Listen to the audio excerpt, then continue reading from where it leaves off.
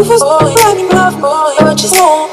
Rufus boy, running love boy, what you want? Rufus boy, running love boy, what you want? Rufus boy, running love. Caught up in my tape. There we go. Hi guys, welcome back to my channel. I'm coming at you guys in the most simple way. I'm in my pajama set, and I have a guest with me today, Britta. Britta is aka Vancouver Group, aka London Drugs Adverts. Oh, yeah. London, I also do PR for London Drugs. I think London Drugs is just in Vancouver. Like it was never. They're Western Canada. Okay, Western Canada. So if you don't know London Drugs, it's just like a drugstore, Shoppers, Super Drug Boots if you're in the UK, CVS if you're in the States, type of situation. Yeah. So yeah, she's all of that, and all the events I've been going to. It's got to Britta. So as I promised last year, now finally moved in and settled in Vancouver, and we can move in with life. I can film. So as I said last year, I started a moving to Vancouver series. Yeah. I think that was the first video you watched before you. It was. Before you. That way I knew you were real. Yeah, because I was like in a video, you know for sure. Yeah, I messaged Britta on Instagram, and I'm like, yeah, we meet up. So yeah, that was it. So I had planned to do a moving to Vancouver series, and I wanted someone that's lived in Vancouver all of their life to join me, and Britta was the perfect person to add. Let's roll my life. Yeah. Boom, boom, boom. Let's get started. So I think the things a lot of people ask me is, how was it Vancouver? Like, how was it for me? I believe have you been outside Vancouver? Yeah, I have. I've traveled a decent amount. I've been to Europe. I've done like a good chunk of the States. I've been to Toronto and Montreal. Okay. So do you find people more friendly in Vancouver or like in the States? I'd say that it kind of depends on, like, if you're just on the street and you ask people questions here, they are super friendly. Like, I find that's one thing in Canada in general. Oh, yeah, notice is that like people are super helpful. Like, if you ask them for advice, they'll stand with you for 10 minutes and help you out. I feel like you had that happen, didn't you? Yeah. I was telling you about the girl. I went to get my nails done, and I was trying to get from Gastown to Pacific Center. Yeah. And then I just couldn't navigate my way, and someone actually stopped. She wasn't really good at English. She was Chinese, but she actually stopped helping to ask people around and made sure I got there and continued going to where she was going to. So I find that people are nice everywhere in Canada, but are people nicer in the East Coast? Most definitely, I think people are nicer on the East Coast. Just me moving in, I needed $2 because I've never really my old apartment was furnished, so I've never really needed anything. And the one before that, I had friends from school that had $2, so that was fine. But moving on my own by myself, I didn't have anything, and then I just asked my neighbors. I figured out there were a bunch of young girls. I think living in a 2-bedroom, and they had friends over. I was like, "Oh, hi, sorry. Do you have $2?" I was like, "Oh no." I was like, "Oh yeah, sorry, I just moved." Blah blah. Like, "Oh, nice, welcome. Hope you like it." You know, that's good. I thought they were nice. But 5 minutes after, concierge is knocking on my door. We just got a report downstairs that you were knocking on, and then I had to go to their apartment. And then I actually cannot believe that. I feel bad on behalf of all Vancouverites because that sucks. Yeah, that's horrible. They were like, I think they were like, "Oh yeah, it's fine, it's okay. We spoke already. We're just paranoid." And I was just like, okay. Luckily, Canadian Tire is in front of me, so I walked to Canadian Tire, and I got my own. But I mean, really, you should be okay. Like, we've done that actually, where we've asked neighbors for a wine bottle opener. And they were super nice. They let us borrow it. It's just one of those things where you hope so, and then you just be like, "Oh, okay." But yeah, I agree. Like, if you're asking for little things like directions on the street or things like that, people are very friendly. But if it's sort of more to do with their personal life, like knocking on a door or something like that, snack time. Then people can be a little bit more. They're just very, very private that way. Yeah, I find that even when you go in the elevator, no one speaks to you. Everywhere I've lived in, I've always known my neighbor, and we have a decent conversation. And if I know something, maybe they can help. But in this place, it's no, your neighbors don't talk to you. Everyone is just in and out, and a lot of them I find a lot of people maybe didn't drive as well. So they just go all the way to parking. Oh, so you're not walking. My lobby is even never. really ever busy. So it's just one of these things. People are a bit more standoff-ish in Vancouver compared to like Ottawa or Toronto or Montreal or any other place I've been to in Canada. And I just feel like Vancouver is more of like an elitist city as well. Like it's starting to go that way just because it is like a very luxury, especially downtown as well, like streets that are solid luxury shopping, and so it gets that bit of feel. But the one thing I noticed in Vancouver is that like people can be very standoffish until you open up, and then it's weird, like they almost just suddenly like they're so like if you're in an elevator and it's super awkward and all of a sudden you're like, so like how's your day? Like sometimes they'll just be like, oh yeah, it was great, and like all it takes is that one little step, like, and you just have to, and then suddenly they will, but it's sort of like you have to coax them a little bit.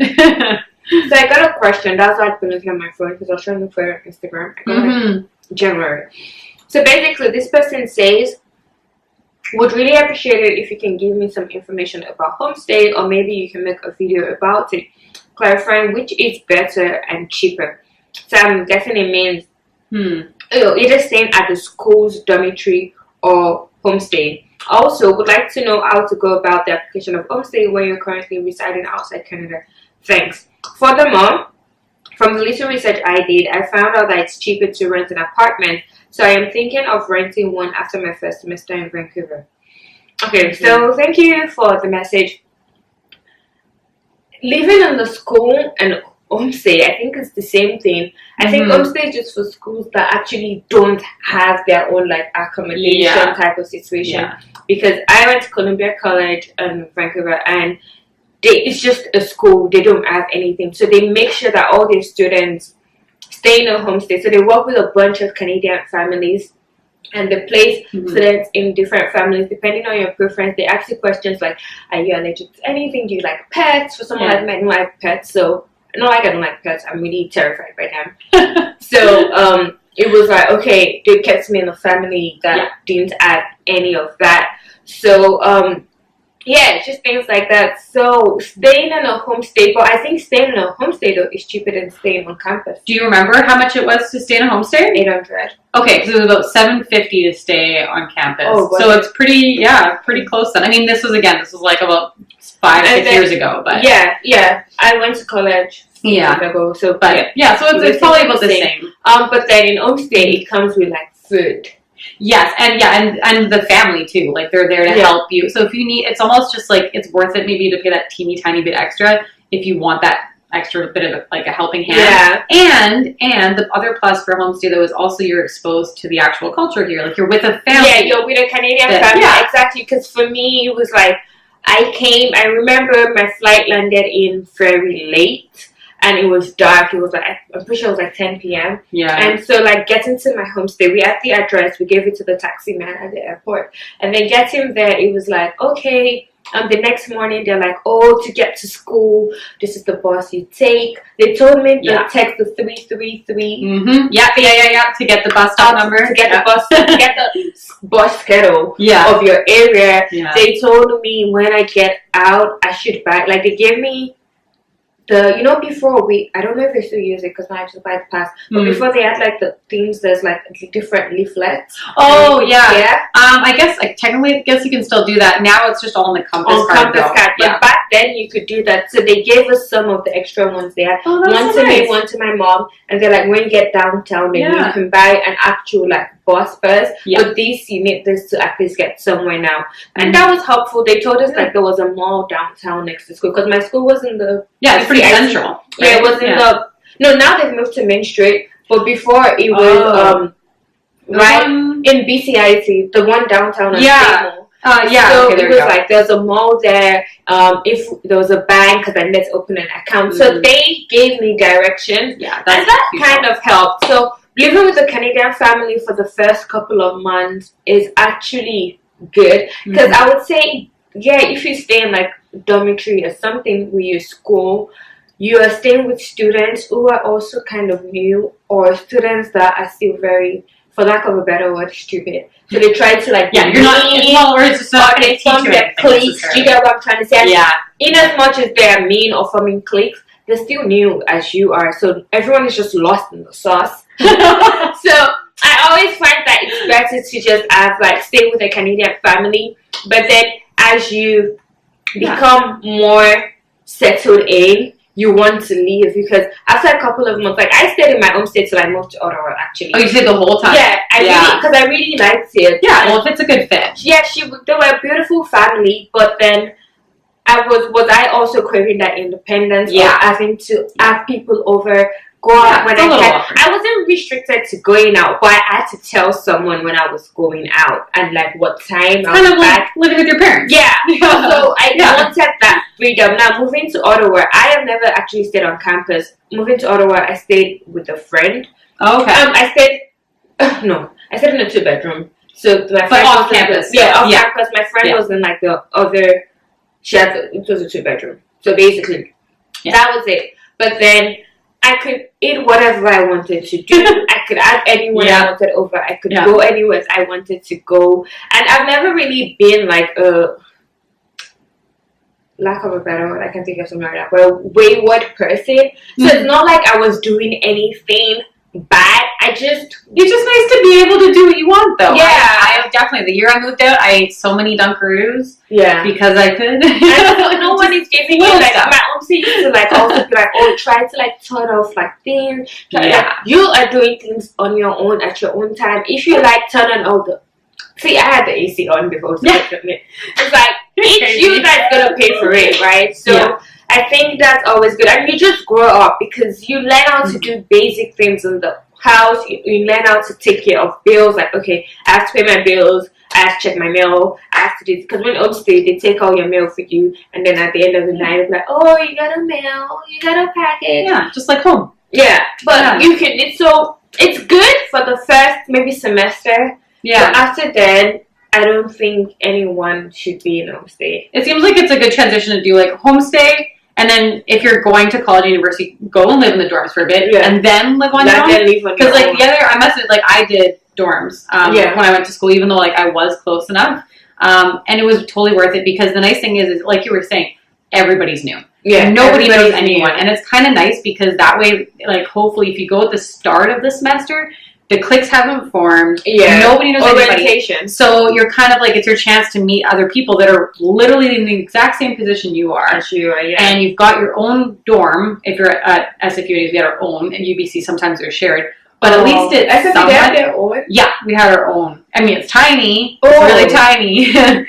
But at least you had some independence. I don't know you guys. I think they just had 2-bedroom was the list. Like, oh yeah, that was No, ours were like a long hallway, and then you just each had your own little room. Oh, yeah.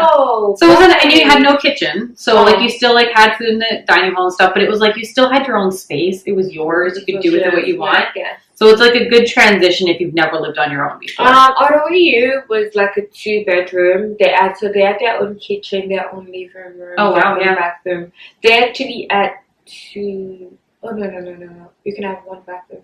Yeah, but then the friends that I knew that stayed on campus, they were best friends from, like, high school. Oh, yeah. And so it was, like, whatever. Like, they lived happily. Like, they lived together for the past 4 years. Mm-hmm. Like, throughout the 4 years of university. And even after university, they moved out together to an actual apartment. Yeah, fair so enough. That's, like...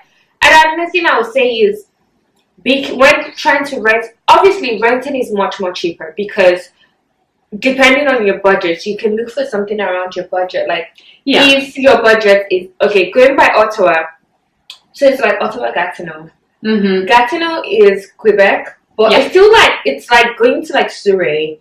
It's just still less than... Nice? Yeah, no, it's... No, it's not like a main city center. It's not a main city one, but I mean distance. Yeah. It's not far. Yeah. There are buses that you can take from, like, downtown to, like... Yeah. Gatineau, you get... But...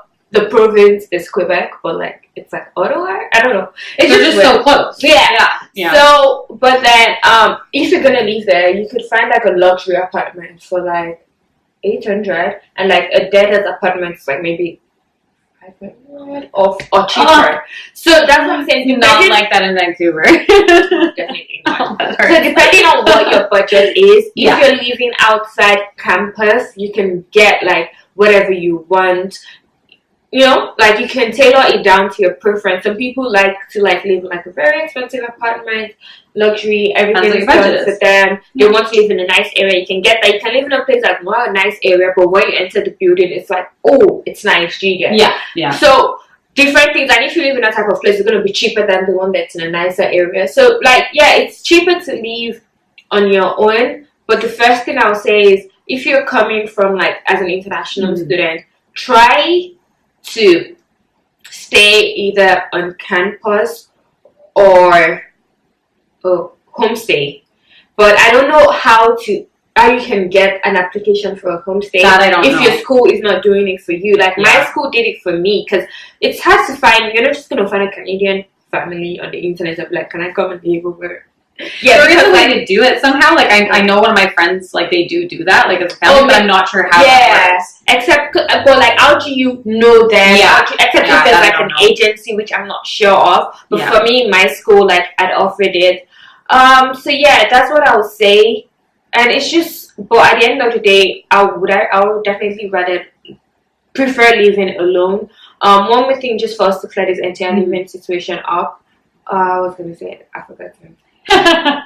But I was gonna say something in the sense of, if you know someone, so if you have a sister or a cousin and they don't mind you living with them, or you guys move into a 2-bedroom so you can come over if you're an international student, that would be the best option, I would say. Just someone that can show you around. But then that, for everything, that's advantages and disadvantages.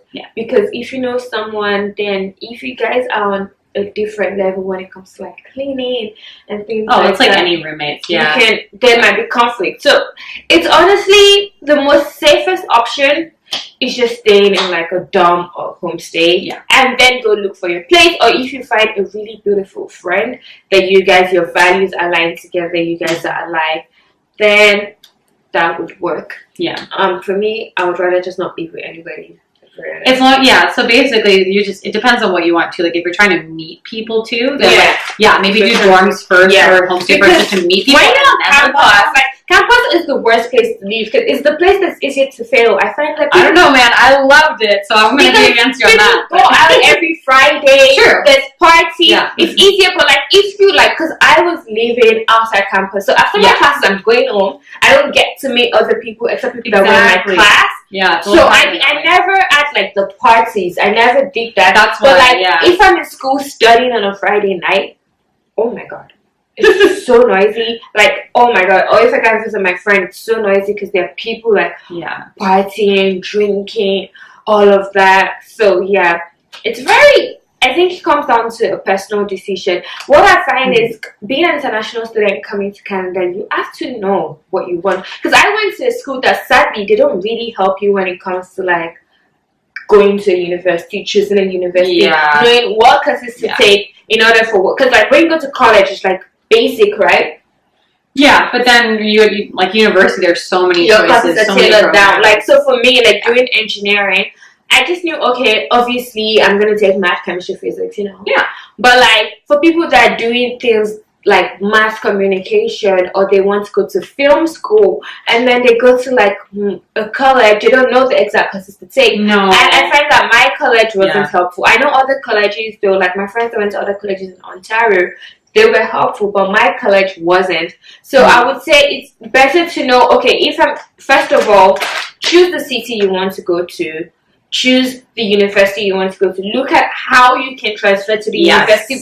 So from the first day, you're working towards that goal. So you don't end up being in Canada for like a year and you're like, I can't transfer my credits, I can't go to school. That's the worst. And that's a big issue. Even with like local people here, is you know, people saying like, oh, just go to a college and then you can transfer. And then they find out that half their credits don't transfer. And it's a waste of your time and your money.